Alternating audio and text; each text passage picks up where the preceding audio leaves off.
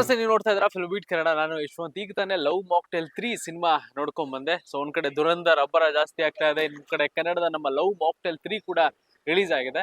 So love mocktail 1 ಮತ್ತೆ 2 ಈಗಾಗಲೇ ಪ್ರೇಕ್ಷಕರು ನೋಡಿದ್ದಾರೆ.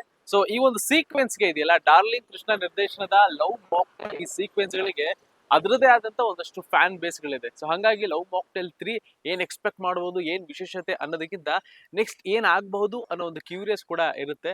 ಸೊ ಈಗಾಗಲೇ ಅದರ ಒಂದು ಟ್ರೈಲರ್ ಕೂಡ ಬಿಡುಗಡೆ ಮಾಡಿದ್ರು. ಸೊ 1 ಮತ್ತೆ 2 ಏನಿತ್ತು, ಸೊ ಅದರದೇ ಆದಂತ ಒಂದಷ್ಟು ಒಂದು ರೀಕ್ಯಾಪ್ ಆಗೋ ತರ ಏನೇನಾಗಿತ್ತು ಅನ್ನೋದನ್ನ ತೋರಿಸಿದ್ರು. ಬಟ್ ಹೆಚ್ಚಾಗಿ ಏನು ಬಿಟ್ಕೊಟ್ಟಿರ್ಲಿಲ್ಲ ಟ್ರೈಲರ್ ನಲ್ಲಿ.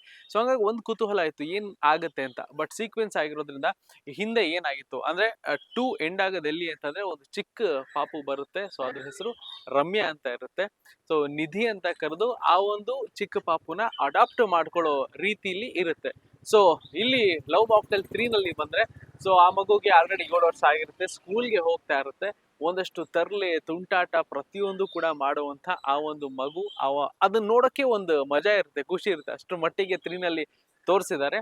ಅಂಡ್ ಇಲ್ಲಿ ಆದಿ ಮತ್ತೆ ಮಗಳು ಅಂದ್ರೆ ನಿಧಿ ಫಸ್ಟ್ ಸೆಕೆಂಡ್ ಅಲ್ಲಿ ಲವ್ ಸ್ಟೋರಿ ನೋಡ್ಬಿಟ್ಟು ಇಲ್ಲಿ ಆದಿ ಮತ್ತೆ ಚಿಕ್ಕ ಪಾಪು ನಿಧಿ ಏನಿದೆಯಲ್ಲ, ಸೊ ರಮ್ಯಾ ಅಂತ ಹೆಸರಿರುತ್ತೆ, ಬಟ್ ನಿಧಿ ಅಂತ ಕರೀತಾ ಇರುತ್ತೆ. ಇಲ್ಲಿ ತಂದೆ ಮತ್ತು ಮಗಳ ಒಂದು ಬಾಂಧವ್ಯವನ್ನ ತುಂಬಾ ಅದ್ಭುತವಾಗಿ ಡಾರ್ಲಿಂಗ್ ಕೃಷ್ಣ ತೋರಿಸಿರುವಂತದ್ದು.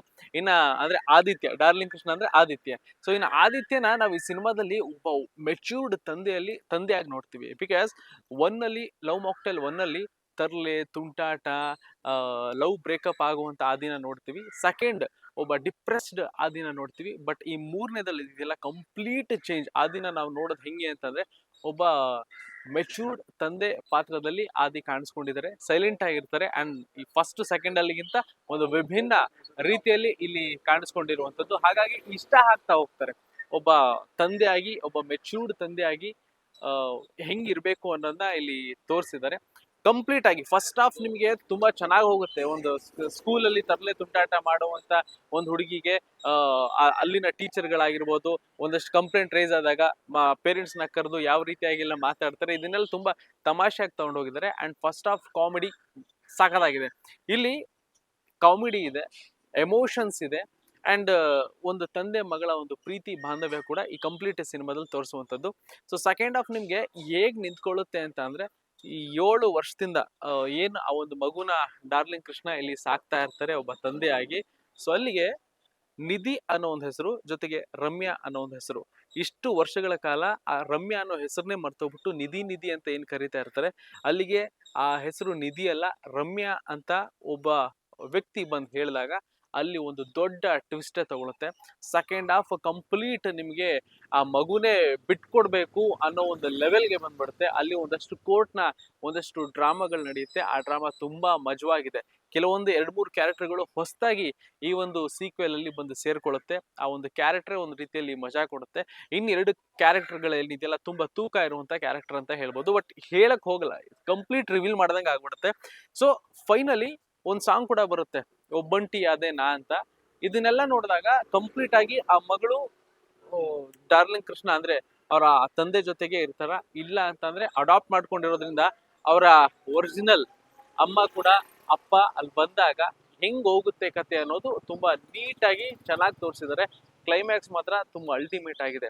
ಈ ಹೊಡಿ ಬಡಿ ಸಿನಿಮಾ, ಸೊ ಕ್ಲೈಮ್ಯಾಕ್ಸ್ ಅಲ್ಲಿ ಈ ರೀತಿಯಾಗಿ ಎಂಡ್ ಆಗುತ್ತೆ ಅಂತ ಒಂದಷ್ಟು ಸಿನಿಮಾಗಳು ನೋಡ್ತೀವಿ. ಇಲ್ಲಿ ಕಂಪ್ಲೀಟ್ ಎಮೋಷನಲಿ ಈ ಸಿನಿಮಾ ಎಂಡ್ ಆಗುತ್ತೆ. ಅಂಡ್ ಆ ಸಿನಿಮಾ ನೋಡ್ತಾ ಇರ್ಬೇಕಾದ್ರೆ ನಿಮಗೆ ಸೆಕೆಂಡ್ ಹಾಫ್ ನೋಡೋರ್ಗೆ ಒಂದು 100% ಅಲ್ಲಿ ಒಂದು 85 to 90% ಜನ ಏನಿದಾರಲ್ಲ ಕಂಪ್ಲೀಟ್ ಆಗಿ ಕಣ್ಣೀರ್ ಹಾಕೋದು ಕನ್ಫರ್ಮ್, ಗ್ಯಾರಂಟಿ ಅಂತಾನೆ ಹೇಳ್ತೀನಿ. ಬಿಕಾಸ್ ಆ ಒಂದು ಇನ್ವಾಲ್ವ್ಮೆಂಟ್ ಸಿನಿಮಾದಲ್ಲಿ ಹೋಗ್ತಿದ್ದಂಗೆನೆ ನಿಮ್ಗೆ ಅನ್ಸೋದೇನು ಅಂತಂದ್ರೆ, ನಿಮ್ಗೆ ಗೊತ್ತಿಲ್ದಂಗೆ ಕಣ್ಣೀರಲ್ಲಿ ನೀರ್ ಬರಕ್ ಸ್ಟಾರ್ಟ್ ಆಗೋಗುತ್ತೆ. ಆ ರೀತಿಯಾಗಿ ಎಮೋಷನಲಿ ಸಿನಿಮಾವನ್ನ ನಿರ್ದೇಶಕರಾಗಿ ಡಾರ್ಲಿಂಗ್ ಕೃಷ್ಣ ಕಟ್ಕೊಟ್ಟಿದ್ದಾರೆ. ಒಬ್ಬ ಆಕ್ಟರ್ ಆಗೂ ಕೂಡ ತುಂಬಾ ಮೆಚ್ಯೂರ್ಡ್ ಪಾತ್ರವನ್ನ ಇಲ್ಲಿ ಡಾರ್ಲಿಂಗ್ ಕೃಷ್ಣ ನಿಭಾಯಿಸಿರುವಂತದ್ದು. ಅಂಡ್ 1 and 2 ನಲ್ಲಿ ನಾವು ಲವ್ ಮಾಕ್ಟೇಲ್ 1 ಮತ್ತೆ 2 ನಲ್ಲಿ ನಿಧಿನ ನೋಡಿದ್ವಿ, ಅಂದ್ರೆ ಮಿಲನಾ ನಾಗರಾಜ್ನ ನೋಡಿದ್ವಿ. ಇಲ್ಲಿ ನೋಡ್ಬಹುದಾ ಅಂತ ಅಂದ್ರೆ ಇಲ್ಲ, ಸಿಗಲ್ಲ. ಒಂದು ಸಾಂಗ್ ನಲ್ಲಿ ಮಾತ್ರ ಅವ್ರು ಕಾಣಿಸ್ಕೊಳ್ತಾರೆ, ಕಂಪ್ಲೀಟ್ ಸಿನಿಮಾ ಇಲ್ಲ. ಇದೊಂದು ಮಾತ್ರ ನಾನು ಬಿಟ್ಕೊಡ್ತೀನಿ. ಸೊ ಅದ್ ಬಿಟ್ಟು ಒಂದಷ್ಟು ಸಖತ್ತಾಗಿರೋ ಎಲಿಮೆಂಟ್ಸ್ ಗಳು ಕೂಡ ಇದೆ. ಅಂಡ್ 1, 2, 3 ಇಲ್ಲಿ ಮುಗಿಸ್ತಾ ಇದಾರೆ. 4 ಬರುತ್ತಾ ಅಂತಂದ್ರೆ ಬರಲ್ಲ, ಯಾಕಂದ್ರೆ ಡಾರ್ಲಿಂಗ್ ಕೃಷ್ಣ ಈಗಾಗಲೇ ಹೇಳಿದ್ದಾರೆ ಬರಲ್ಲ ಅಂತ. 1, 2, 3 ಬಂದಿದೆ.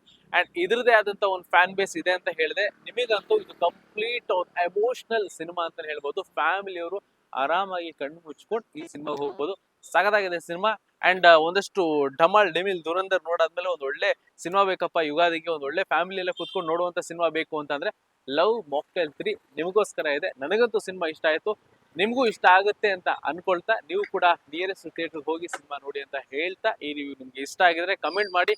ನೆಕ್ಸ್ಟ್ ಎಪಿಸೋಡ್ ನಲ್ಲಿ ಮತ್ತೆ ಸಿಗ್ತೀನಿ. ನೋಡ್ತಾ ಇರೋ ಫಿಲ್ಮ್ ವಿತ್ ಕನ್ನಡ.